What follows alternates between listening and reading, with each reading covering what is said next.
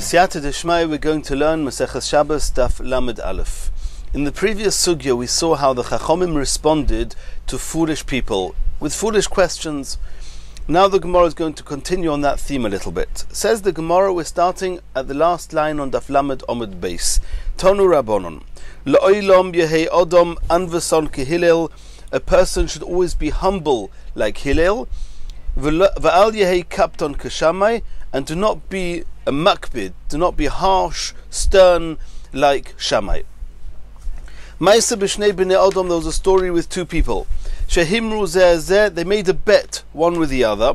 Omru, they said, Kol mi sheyelech v'yaknit es Hillel, anyone who can go and provoke Hillel and cause him to lose his cool, to lose his temper, yitoil arba me'us zuz, will take 400 zuz. Omar echod men, one of them said, Aniak netenu, I'll manage to provoke him.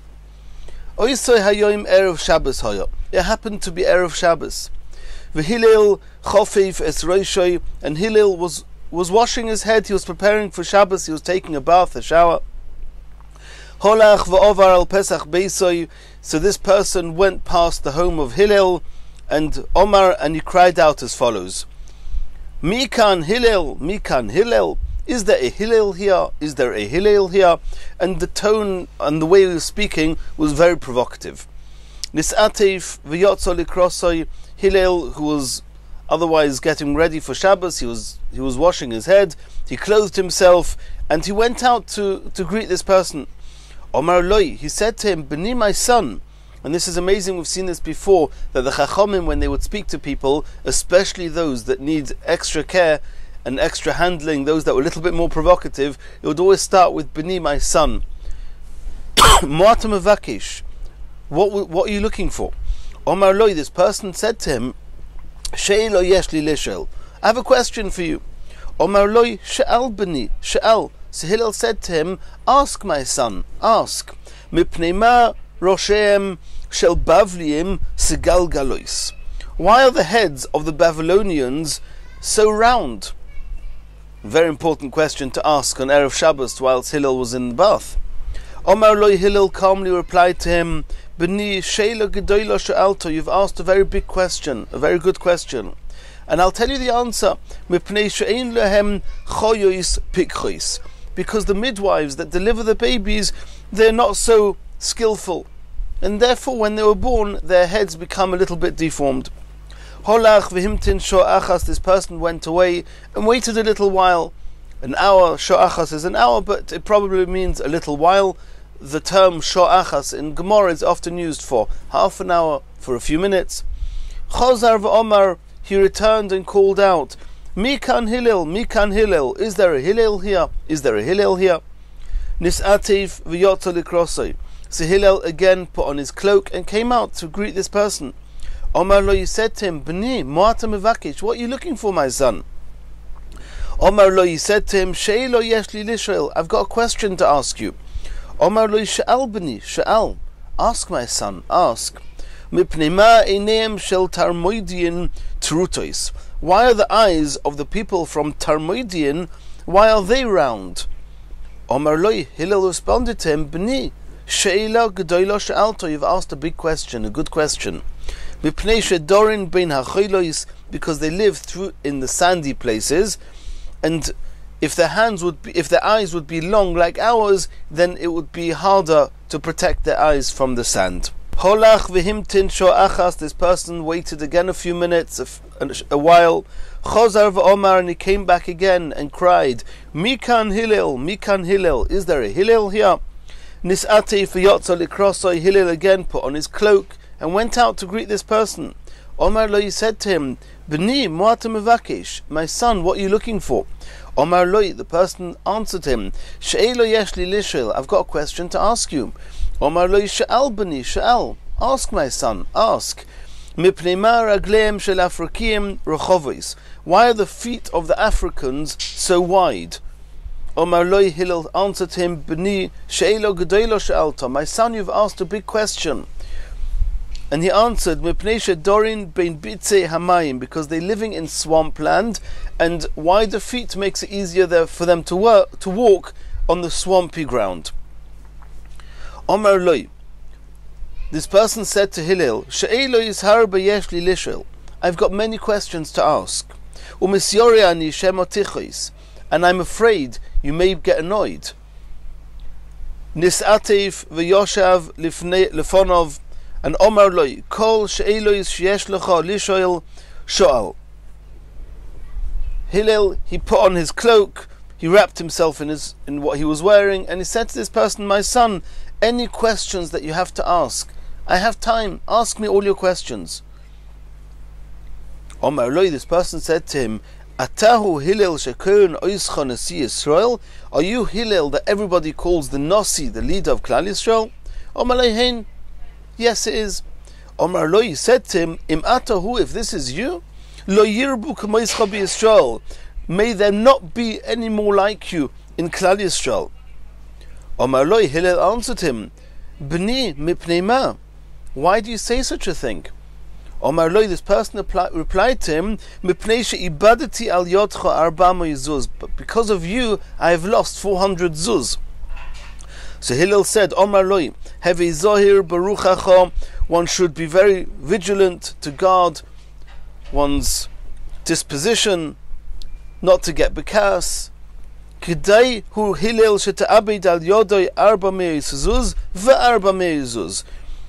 It was worth it for Hillel not to get annoyed, even if it costs 400 zuz and another 400 zuz. V'Hillel lo yakpid, as long as Hillel should not get annoyed, should not take offense, and should not become bekas. Continues the Gemara, Tonu Rabbanon. The Gemara is now going to show us how Hillel used his humility and his wisdom in order to bring people closer to Hashem. Ma'aseh b'nochri echad sheba lifnei Shammai. A guy once came to Shammai. Omar Loi said to him, Kama Teiros yesh lechem? How many Teiros do you have? Omar Loi, Shammai said to him, Shtayim, we have 2. Torah shebichtav, v'Torah shebal peh. We have the written Torah and we have the oral Torah. Omar Loi, so this guy said to Shammai, Shebichtav ani mamincha. As far as the written Torah is concerned, I believe you. It was given by Hashem to Moshe, he brought down the Torah. V'shebal peh einay mamincha. But regarding the oral Torah, I don't believe you. Who says that what you're telling me is what you got from Hashem? Gireini al menoshe telamdeini Torah shebichtav. Convert me to Judaism, and the condition will be that you will teach me just Torah shebichtav, only the written Torah.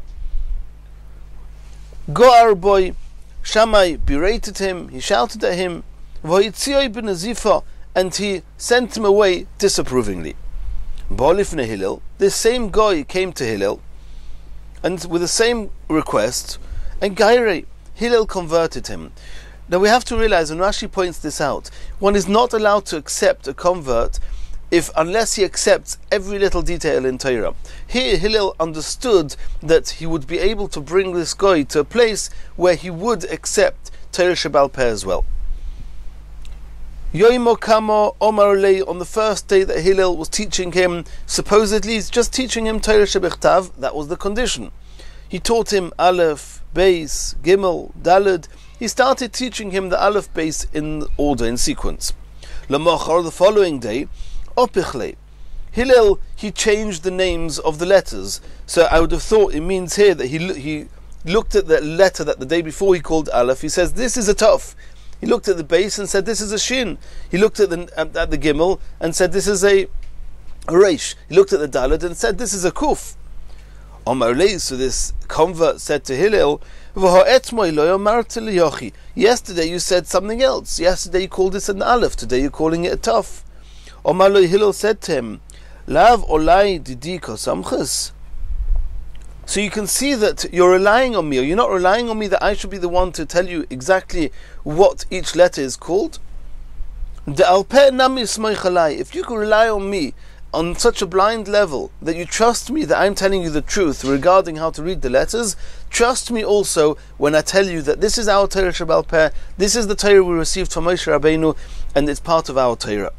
And this Geir, this convert, accepted it, and he became a fully fledged Yisrael, keeping Torah Shebichtav and Torah Shebal Peh. Continues the Gemara. Shuv Ma'aseh b'nochri echad. There was another guy. Sheba lifnei Shammai, he came to Shammai. Omar lo, he said to him, Gaireini al manos talamdeini kol haTorah kula. I want you to convert me on condition that you're going to teach me the whole Torah, kishani oimed al regel achas, whilst I'm standing on one foot. Doch foi ba'amas abinin shebiyodoi. When Shammai heard this, Shammai pushed him away with a yardstick, with a stick that was used for measuring buildings, for measuring land. He was holding such a stick, and he pushed him away with it. Ba'olifnei Hillel, this same guy, this Gentile, came now to Hillel and said, Gaire, convert me, and Gaire, Hillel converted him. Omar Loi, Hillel said, now Hillel has to teach him the whole Torah on one foot. He says, no problem. De aloch soni lechavroch lo tavid. Anything which you hate that somebody should do to you, don't do to your friend. Zui kol haTorah kula. This is the entire Torah.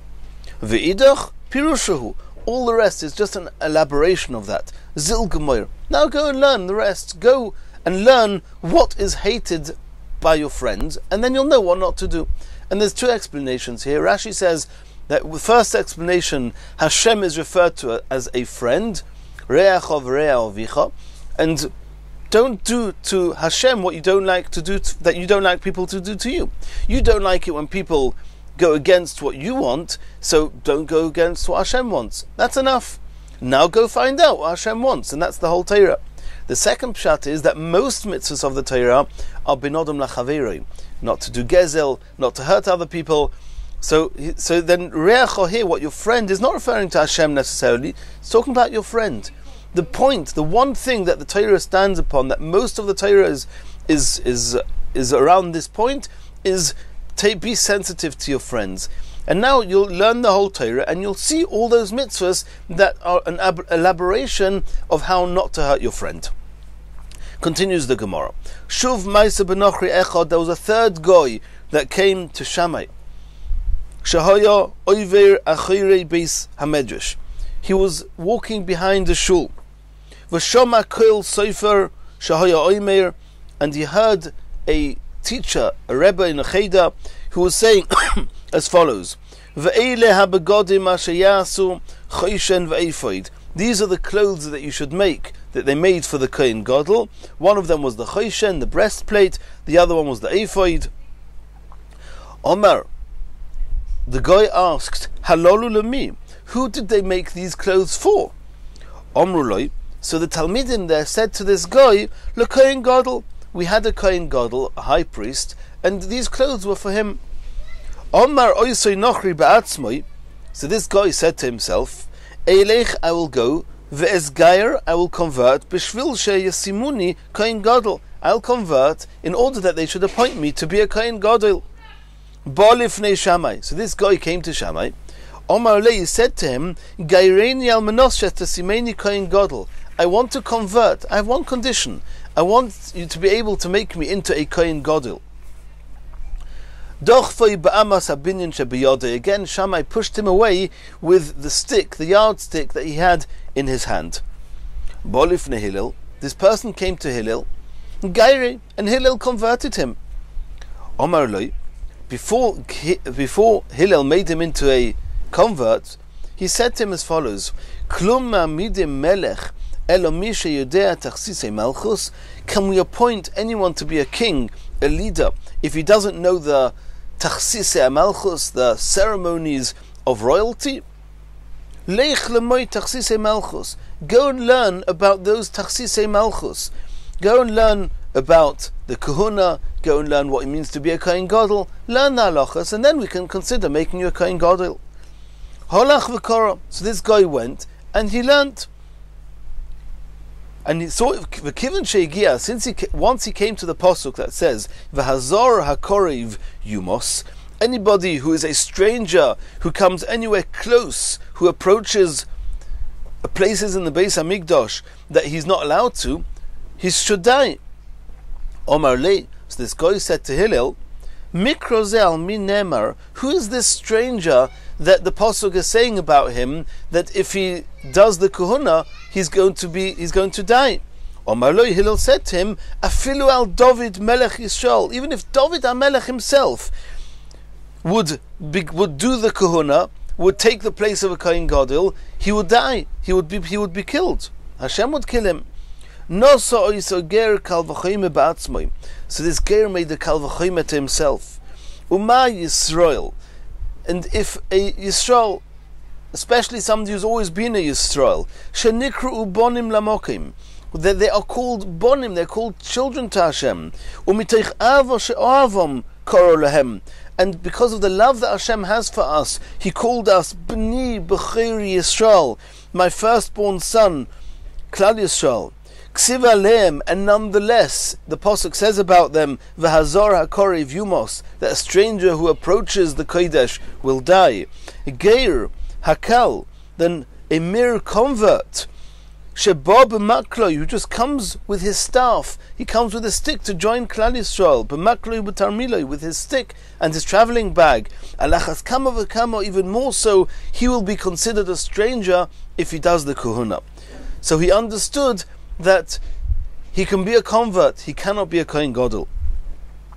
Ba'alifnei Shammai, after he finished the conversion, this Geir came to Shammai, Omar lo, and said to him, Klum roi ani liyos Kohen Gadol.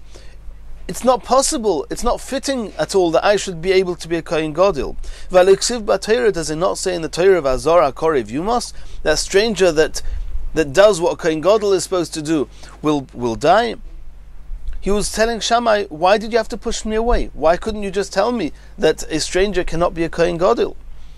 Ba'alifnei Hillel, this convert came to Hillel, Omar lo, and said to him, Anvason Hillel, Hillel, the humble one, Yonuchu lecha brochis aroishcha, let blessings rest upon your head, Shehikraftani tachas kanfei hashchina, that because of your gentle and humble guidance, you have brought me under the wings of the Shechina.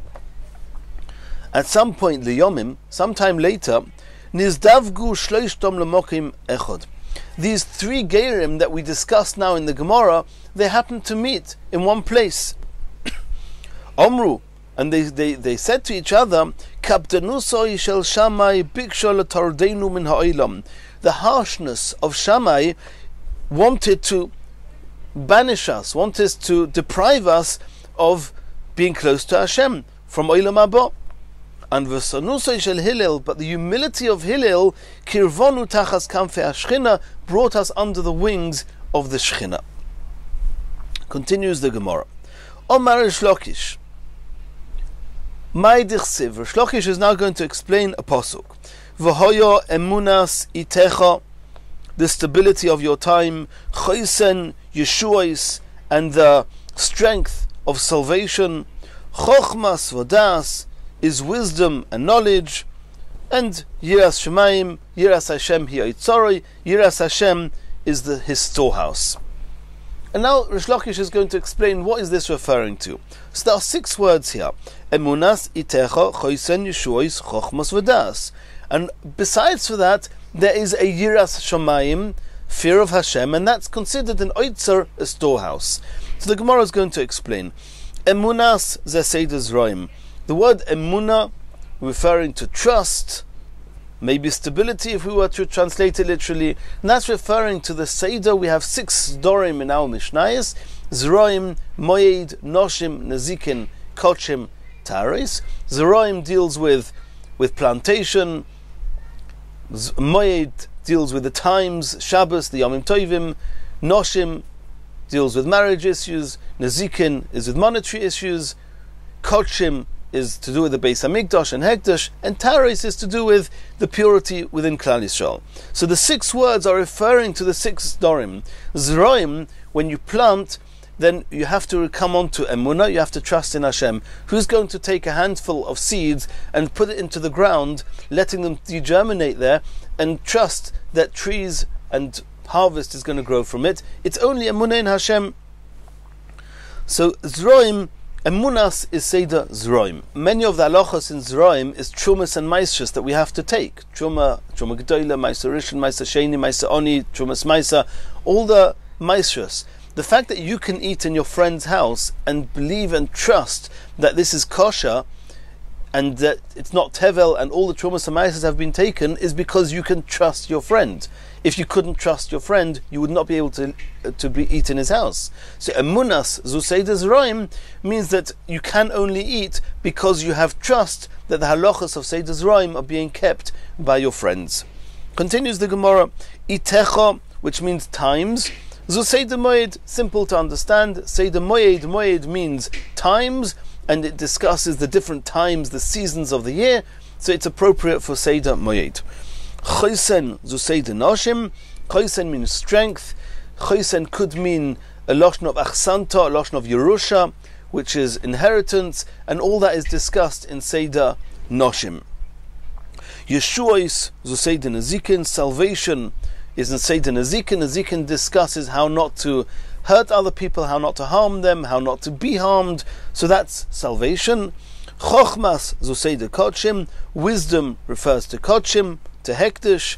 V'das zuseida taras, and purity of Klal Yisrael has a lot in common with das. V'afilahocha, the apostle continues, even if you have zeroim, moed, noshim, nazikin, kodshim, and tares, nonetheless, yiras Hashem hi'otzoroi, the fear of Hashem is the storehouse for the entire Torah. If you have yiras Shemayim, all the Torah you've learnt and kept is protected. If you don't have yiras Shemayim, then all the Torah you've learnt is at risk of getting destroyed. Omar Rava, b'shor shemachnisin odom ledin, when a person is brought into the din, into the heavenly judgment after he passes away, Oimrim le, in the heavenly Beis Din say to him, Nosaso v'nosato be'emuna, did you conduct your business transactions faithfully? Kovato itim latira, did you make sure to set time aside every day, preferably a fixed time, to learn Torah? Osakto b'pira v'rivya, did you engage in marriage? Did you try and build a family? Tipis Yeshua, did you wait and hope for the salvation for Mashiach? Pilpalta b'chochma, did you delve into and discuss Torah?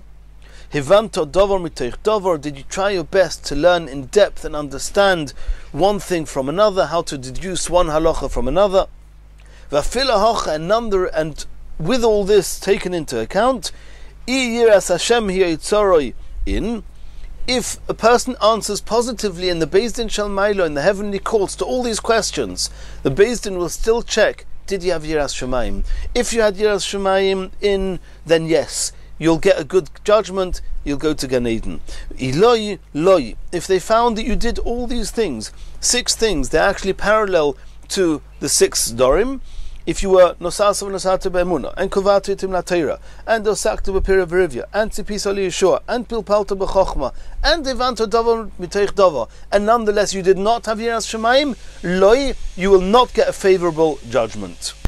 And says the Gemara, Moshe La'odom She'omar L'Shluchoi, this is analogous to a person who said to his shliach, to his agent, Hele li kur chitim la'aliyah, please bring me up a kur, which is a certain measure of wheat, to the attic for storage. Holach v'heleloi, the shliach brought up a kur of chitim. Omar loi, so the person that sent him said to the shliach, Iraftoli bohen kav choimtin, did you add a little bit of choimtin into the wheat? Omar loi lav, he said no. Omar loi, so the person who sent him said, Mutavim lo leso, it would have been better if you would not have brought the wheat up to storage at all. The chumtin is what protects the wheat from staying, making sure it stays fresh. So too Yiras Shemayim. You have the whole Torah, it's the wheat, it's our life, it's our sustenance. But without the kav chutintin, without the Yiras Shemayim, it's prone to get lost.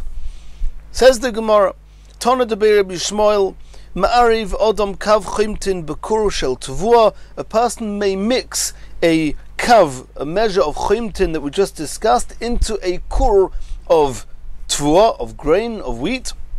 Ve'enei choishesh, he does not need to be concerned that he's cheating the buyer. The buyer wanted a kur of tvua, and he's not getting a kur, he's getting a kur less a kav, because a kav of chimtin has been added into it. You do not need to be concerned, because the kav of chimtin is actually protecting the rest of the wheat, the rest of the tvua, from getting ruined. Continues the Gemara. Omar Rabba Baravuna, Kol Odom Sheyesh Boi Torah. Any person that has Torah, V'ein Boi Yiras Shamayim, but he does not have Yiras Shamayim,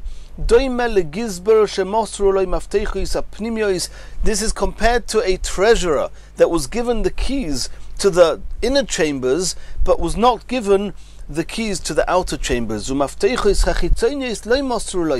They were not handed to him the keys of the outer chambers. Bahai oil. Such a type of treasurer, he's got the keys to the inner chamber, but he cannot get there. You can only get to the inner chamber via the outside chamber, and the outside chamber he does not have the keys for. And that's also compared to Yiras Shamayim. Yiras Shamayim is the outside chambers. Once you've gone into the gates of Yiras Shamayim, now you have the whole Torah. But there's no way that you can actually attain and keep Torah if you don't first have Yiras Shamayim. Machriz Rabbi Yanai proclaimed, Chaval al delesle darta. Woe, it's a shame to a person who does not have a courtyard. V'taro le darta ovid, but he's made a gate for a courtyard. You don't even have a courtyard. Why are you making a gate? The purpose of having a gate to a courtyard is to be able to come into the courtyard. And if you don't know what your goal is, what are you preparing the gate for? The purpose of learning Torah is to get to Yiras Shamayim. And if you don't have Yiras Shamayim and you don't strive and you don't make that as your goal, then what are you doing? What are you learning the Torah for? Omar of Yehuda, Lo yibara HaKadosh Baruch Hu es olamai elo kadei sheyiru milfonov. Hashem only created the world in order that people should have fear of Hashem. Shenemar, as it says in the pasuk, Velikim oso sheyiru mimenu. Hashem created man in a way that he should stand in front of him with awe, with fear. Continues the Gemara.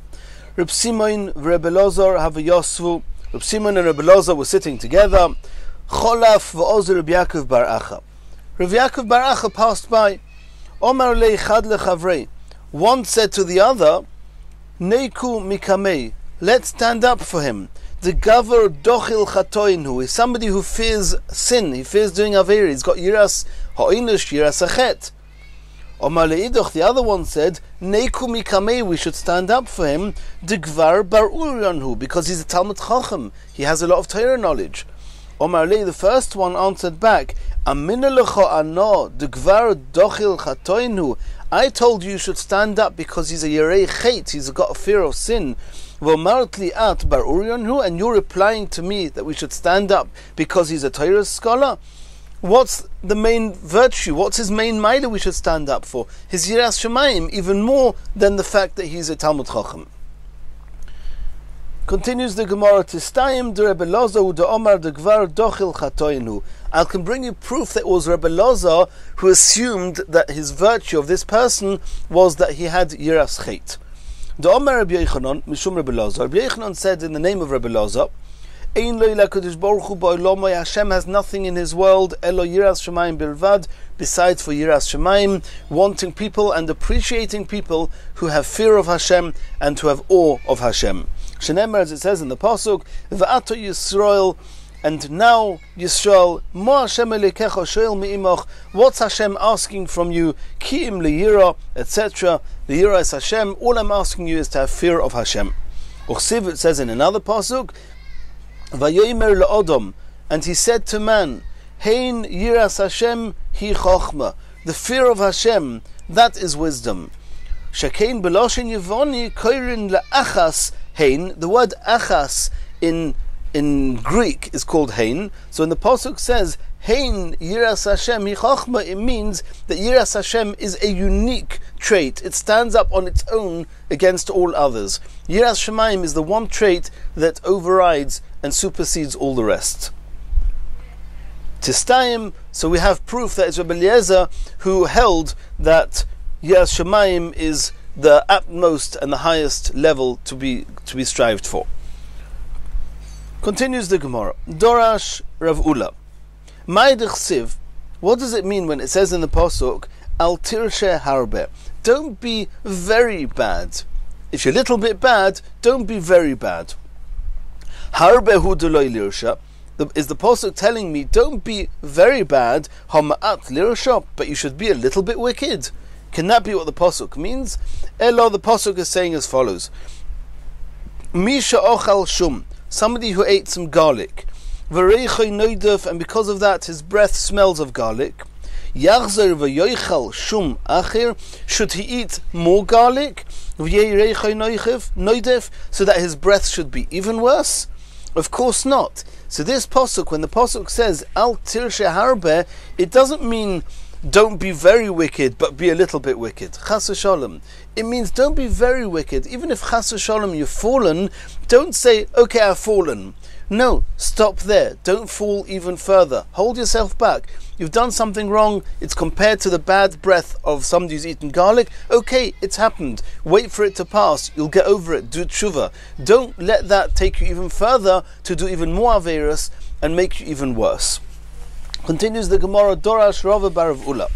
Ma'idich Siv, what's the meaning of what it says in the pasuk? Ki ein chartzubois lemoisam ubori ulam. There are no ties that bind them upon their deaths, and their strength is very robust, is very strong. Omar HaKadosh Baruch Hu, Hashem is saying as follows, and he's referring to the Rishoim. Loi dayon l'Rishoim. It's not enough for the wicked. She'einom charedim, that they are not fearful from doing aveirus, not fearful of Hashem. Va'atzovim, nor they forlorn miyom misa, from the day of death. The fact that they're going to die doesn't seem to bother them. They have no fear of it.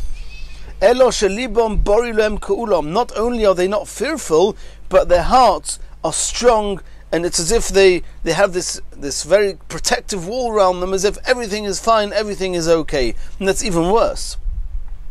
And this is what Rava said, commented, when it says in the pasuk, referring again to Rishoim, Ze darkom kesel lomoy. This is their way, and this is their folly. Kesel means ksilus, stupid, foolish. What does that mean? And he explains it as follows: Yoidim Rishoim shedarkom lemisa, which means Ze darkom, they know, the Rishoim know that their road that they're on, called life, and certainly one that's full of aveirus, is death. Lemisa.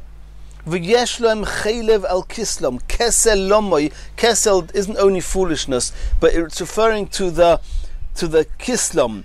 Rashi seems to explain that this kesel is referring, it's literally translated as the loins, but it means the kidneys.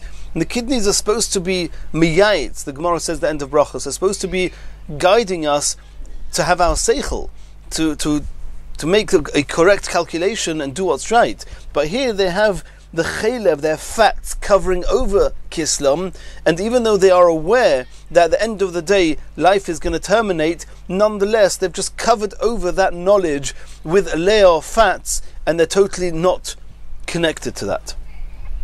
Maybe these Rishoim, it's not as if they are bad and they know where they're going and they know what the end is going to be, and they are just, with all their wickedness, covering over the knowledge with fats. Maybe they just forgot. They forgot what's going to be. They forgot they're going to die, and there's going to be a yom adin, there's going to be a judgment. Talmud loima, no. The pasuk continues, V'achareihem b'fihem yirtzu selo. Of their destiny, their mouths speak soothingly. Means the achareyem b'fiyem, they speak about the end. They know that there's going to be death, but yirtzu, they're very merutza, they're very calm and very soothing about it, and that's their rishus. They're so carried away with physical pleasure and running after ilam hazeh that the fats are covering this knowledge, and they're not, and they're living a life of folly. Continues the Gemara. And now we're going back to our Mishnah. We saw in the Mishnah, kachos al haner, if somebody extinguishes a lamp, a flame, because he wants to spare the lamp, kachos al hashemen, kachos al psilo, we saw in the Mishnah. Says the Gemara, Rabbi Yosi kaman svirle. Who does Rabbi Yosi hold like? Rabbi Yosi said in the Mishnah that kachos al hashemen, kachos al haner, kachos al hashemen, kachos al psilo, chayev, if you extinguish a lamp because you're trying to spare the lamp, the oil, the wick, you're chayev. Rabbi Yosi poiter bekulam. Rabbi Yosi says you're poter chutz min apsila, unless you're doing it in order to spare the psila, the wick. And the reason is, he's not just trying to spare the psila in order that he should be able to use it later. He's making out of this psila, he's making charcoal out of it. He's making it charred, and he wants the extinguishing. It's a melacha shetzricha legufa. It's not as if, as far as the oil is concerned, regarding the remaining oil, for all intents and purposes, it would have been better if the lamp would never have been lit. Now it's lit. I want to spare the rest of the oil. I'm extinguishing it. But I don't need the act of extinguishing it. But when it comes to the wick, then if it would never have been lit, it would not be a singed wick, and it wouldn't be oise pechom. And therefore, when you're extinguishing it, you want the act of extinguishing, and therefore Rabbi Yossi says you're chayev. But let's see this in the Gemara. Rabbi Yossi commands svirle. Who does Rabbi Yossi hold like? Ikar Rabbi Yehuda svirle. If he holds like Rabbi Yehuda, that says a melacha she'einot tzricha legufa, nonetheless is chayev. Afila b'hanoch nami lechayev. He should be chayev even if he extinguishes it just to spare the neir and the shemen. Why does he say you're only chayev if he wants to spare the wick? V'ikar Reb Shimon svirle, and if he holds like Reb Shimon that a melacha she'einot tzricha legufa is potur, then by psila also.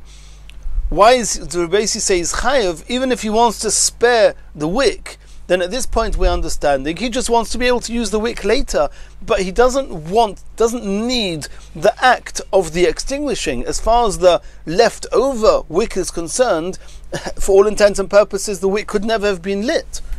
So he should be potter according to Reb Shimon. Oma Ula. So there's going to be machlokes in the Gemara. Ula explains La'olam Reb Yehuda svirle. Rabbi Yossi holds like Reb Yehuda that melacha she'einot tzricha legufa is chayev.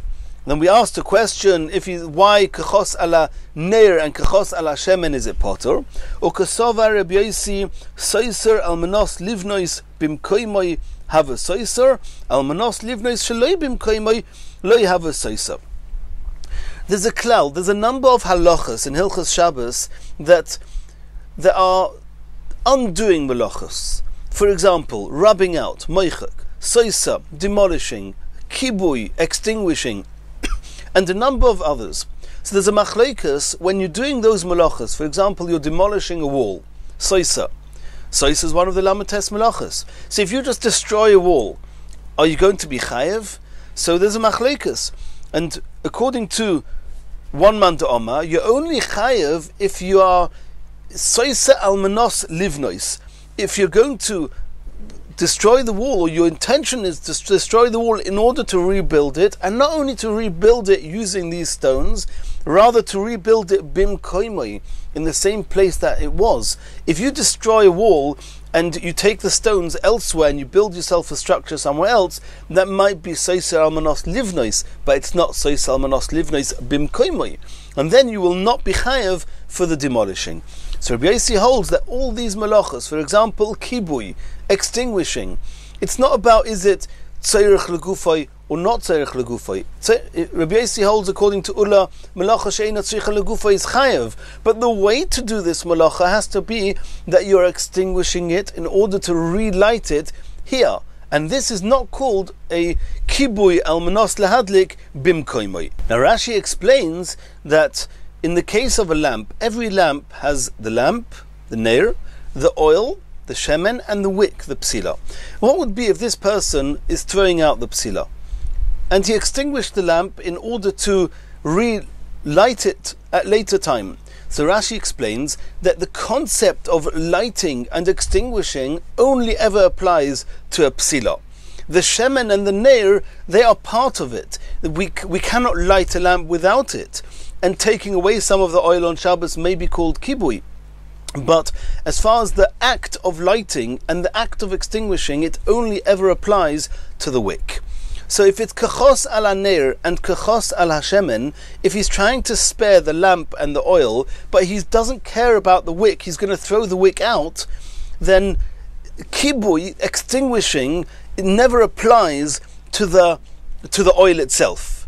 The only time where the way you've actually done a lighting and extinguishing is to the wick.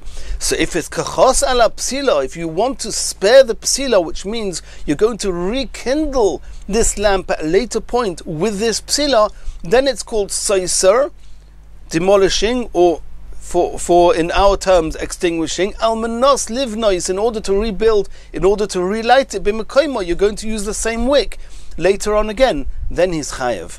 But if he's not going to use the wick later on, then putting in a new wick into this oil is as if it's called a soiser almanos livnois b'mokim achir. You're using this same oil, but a different wick. The kindling is with a wick. It's as if you are rekindling the oil in a different place, which means a different wick, and therefore he will not be chayev.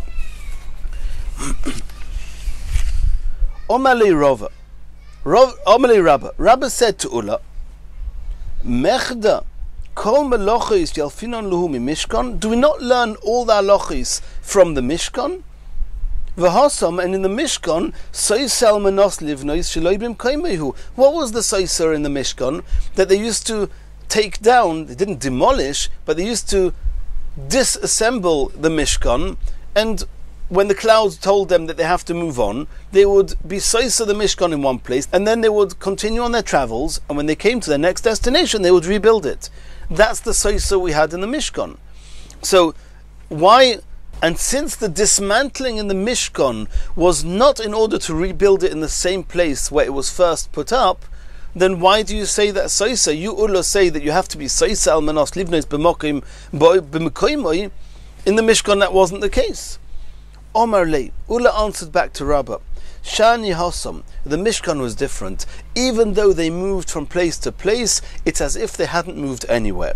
Why? Kivan Dirsiv, since it says in the Pasuk, Al pi Hashem yachanu, they would encamp according to the words of Hashem, and Al pi Hashem yisou, and they would move in the hands of, according to the hands of Hashem. The dismantling is considered in the same place as the building. We haven't moved. In the Mishkan they felt we are constantly in the same place, in Hashem's hands.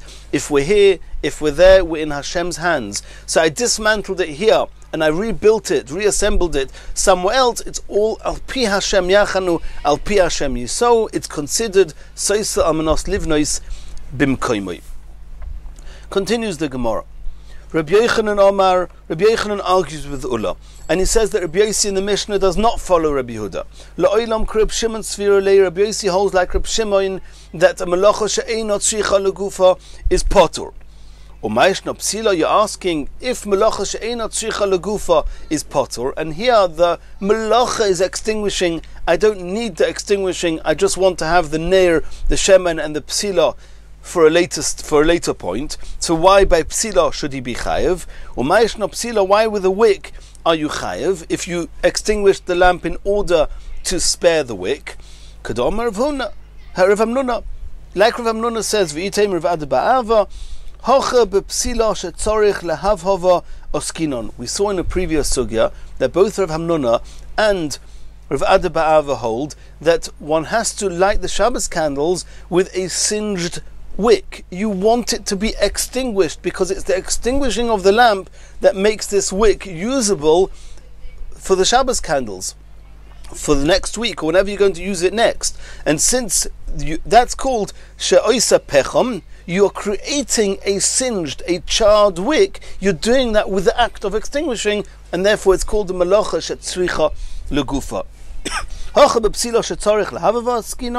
We're talking about a wick that needs to be singed. To Bahu, in that case, Reb Shimon Moida, even Reb Shimon agrees that it's chayev the komisakin mone, because with extinguishing it, he's actually fixing the wick, he's creating the wick, and therefore he's chayev, even according to Reb Shimon. Omar Rava says, I'll bring you proof that this is pshat in Rabbi Yossi. Daikanami. It's very meduyuk in the Mishnah. Diktoni, it says in the Mishnah, shehu oise pechom, because he's making the wick into charcoal. V'loi katoni, it doesn't say mipnei shenasis pechom, that the reason you're chayev is because the wick was already made into charcoal. No, The problem is that you are creating the pechom, you are creating a singed wick, a charcoal at the end of the wick, by extinguishing it, and that's the melacha, is tzricha legufa, and he's chayev. Shma mino. From here you see that the way Rabbi Yochanan explained Rabbi Yosi is the one that seems to be accurate in the Mishnah. In Yirtzeh Hashem, in our next share, we're going to start the next Mishnah.